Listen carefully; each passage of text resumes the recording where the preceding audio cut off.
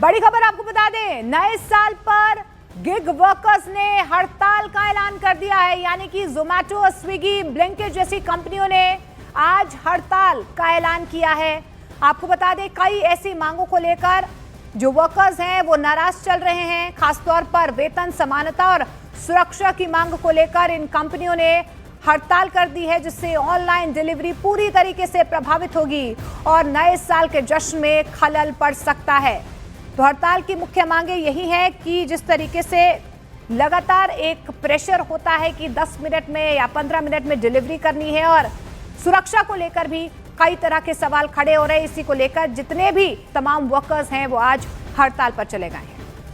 31 दिसंबर यानी कि साल का आखिरी दिन, और अगर आपके भी घर में कुछ पार्टी प्लान्स थे जिसके लिए आपने सोचा था कि इंस्टेंटली कुछ मंगवा लिया जाएगा, तो आपके प्लान्स में आज खलल पड़ सकता है, क्योंकि गिग वर्कर्स की स्ट्राइक की जो बात है वो सामने आ रही है। इस वक्त राजेंद्र नगर में मेरी मौजूदगी है, काफ़ी गिग वर्कर्स मेरे साथ यहाँ पर हैं। इनसे जानेंगे कि क्या वो कारण है जिसको लेकर बार बार ये स्ट्राइक की बात आ रही, क्योंकि इससे पहले 25 दिसंबर को भी हमने ये स्ट्राइक का इशू जो था वो सुना था। क्या मुद्दे हैं आप लोगों के जिसको आप एड्रेस करवाना चाहते हैं? मैडम, मुद्दा यही है, बस सिंपल मुद्दा यही है कि भाई क्या नाम है, पैसे हमें ठीक ठाक मिले। सभी राइडरों को, मैं अपने लिए नहीं बोल रहा, सबको हड़ताल करने की नौबत ही ना आए। पैसे मिलते ही नहीं। अब बताओ, 20 रुपये 15 रुपये अर्निंग, उसमें क्या हो रहा है? 102 रुपये लीटर तो पेट्रोल ही है। कैसे बात बनेगी? आजकल की महंगाई देखो, कितनी महंगाई है, कहाँ से घर चला लेगा आदमी अपना? बस मुद्दा यही है। अब देखो, बरसात होती है, बरसात में भीग के काम करना पड़ता है। आज भी कंपनी ने सबको लालच दे रखा है कि 31 और 1 जनवरी 9,500 रुपये 2 दिन में कमाइए आप। मगर अभी देखो, अभी 2 घंटे से तो मैं लॉगिन हूँ, मैंने 43 रुपये का काम करा है सिर्फ 2 घंटे में। काम ही नहीं है, क्योंकि काम कहाँ से होगा? जब ये बताओ, जब जोन में 100 राइडरों के लिए काम है और राइडर हैं जोन में 1000 कम से कम, तो काम कहाँ से देगी कंपनी भी काम कहाँ से देगी? कंपनी तो बस भर्ती करे जा रही है। ठीक है, और भी लोग यहाँ पर हैं, उनसे जानते हैं भैया किस लिए कि आप लोग जो है आवाज़ उठा रहे, क्या चाहते हैं आप लोग? मैम, इनकम बढ़ाने के लिए 26 ऑर्डर का टारगेट होता है, और इनकम होती 13 घंटे 14 घंटे काम करते हैं, इनकम होती है 700-800 रुपये की इनकम होती है।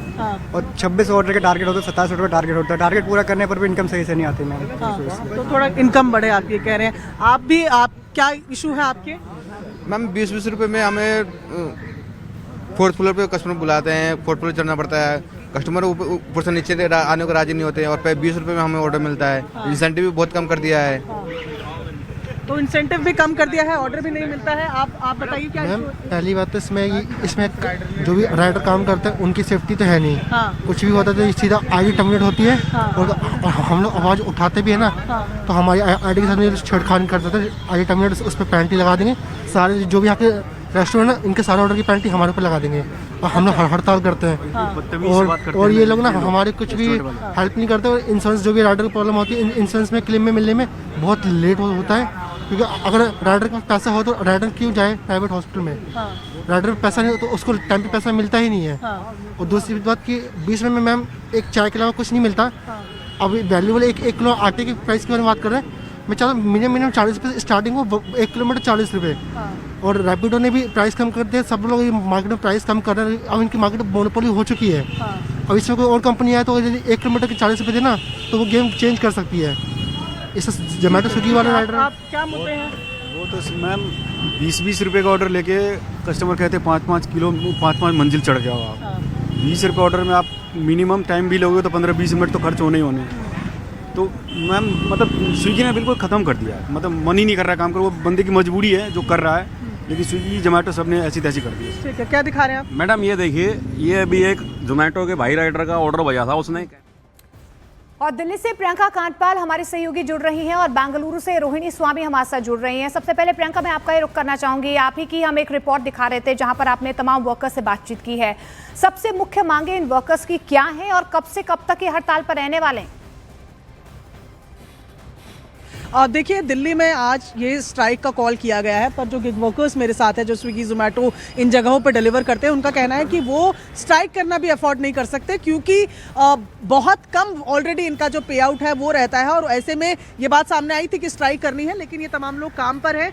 आप मुझे दिखा रहे थे, ज़रा अगर आप मुझे दिखा पाएँ कि क्या किस तरीके की सिचुएशन बनती है। मोनिका, बहुत ज़रूरी है कि इनके इशूज़ को हम समझें जिसके लिए ये स्ट्राइक कर रहे हैं। तो यहाँ पर ये डिले हुआ आपसे, फिर कितने पैसे कट गए? 100 रुपीज़। अच्छा, और ये अगला आप दिखा रहे थे कि जो ऑर्डर कैंसिल ये हुआ, ऑर्डर कैंसिल का है। हाँ, फिर उसके कितने पैसे कटे? उसके 692 रुपए। तो ये ऑर्डर आपने रिजेक्ट किया नहीं था? नहीं, कंपनी ने कैंसिल किया। हाँ, रास्ते में ही रास्ते में कैंसिल हुआ तो उसके पैसे भी ऑटोमेटिक कैंसिल हुआ, उसके बाद पेनल्टी मार दिया और आईडी बंद कर दिया। ठीक है। तो क्या आप लोग, क्योंकि स्ट्राइक की बात भी सामने आ रही है, क्या आप लोग चाहते हैं कि आपकी लाइफ में बेटर हो? क्या मांगे आप लोग करते हैं? हमारी मांग ये है कि हमारे लिए एक टाइम बाउंड किया जाए और सैलरी बेसिस पे रखा जाए। तो अभी कितने घंटे काम करते हैं आप लोग? अभी हम लगभग 16 घंटे काम करते हैं, जिसमें कि हमारा 1000 रुपये का भी काम नहीं होता। 16 घंटे काम करते हैं। अच्छा, और आप लोग को टाइम बाउंड में होता है कि ऑर्डर इतनी देर में पहुंचाना है, तो उसको लेकर आप लोग तो फिर गाड़ी भी तेज दौड़ाते होंगे, फिर कुछ ऐसा होता है? हाँ, गाड़ी भी दौड़ाते हैं मैम, क्या करें, मजबूरी होती, टाइम पे नहीं पहुंचाएंगे, ऑर्डर डिले मार देता, हमारा रेंटिंग कम हो जाता है, हाँ, फिर ऑर्डर नहीं देता है। हाँ। तो और क्या आप लोगों की दिक्कतें रहती हैं?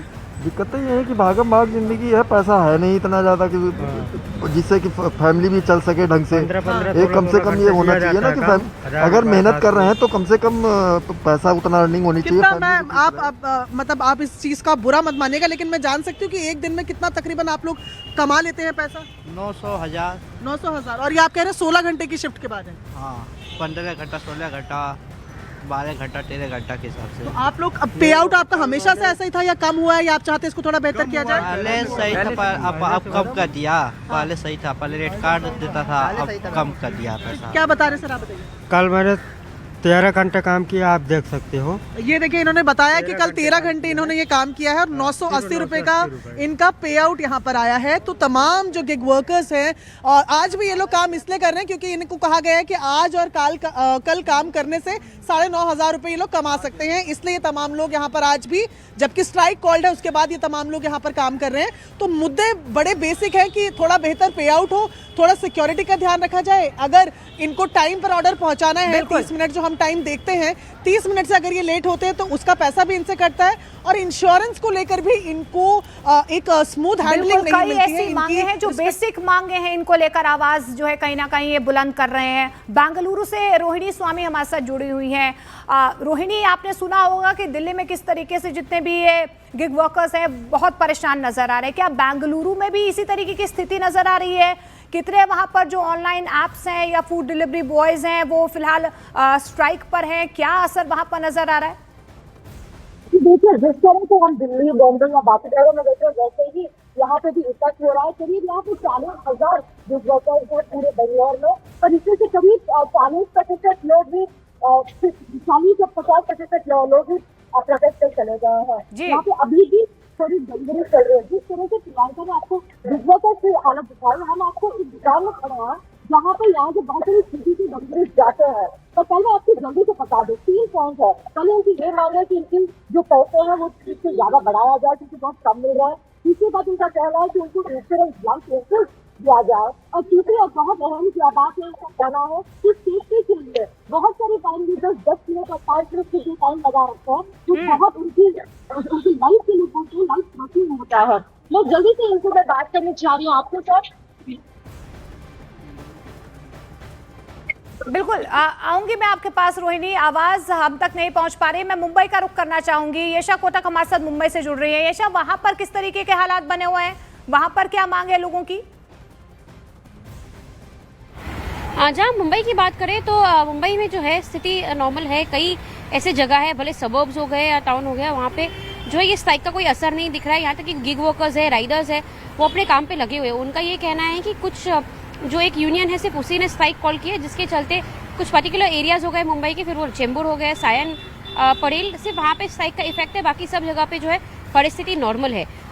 जहाँ मांगों की बात करें, जैसे आपने सही कहा कि तकरीबन जो 10 मिनट का जो इनको ये लगाया जा रहा है कि 10 मिनट में उन्हें डिलीवरी करनी है, उसी के चलते जो है ये स्ट्राइक कॉल की गई है।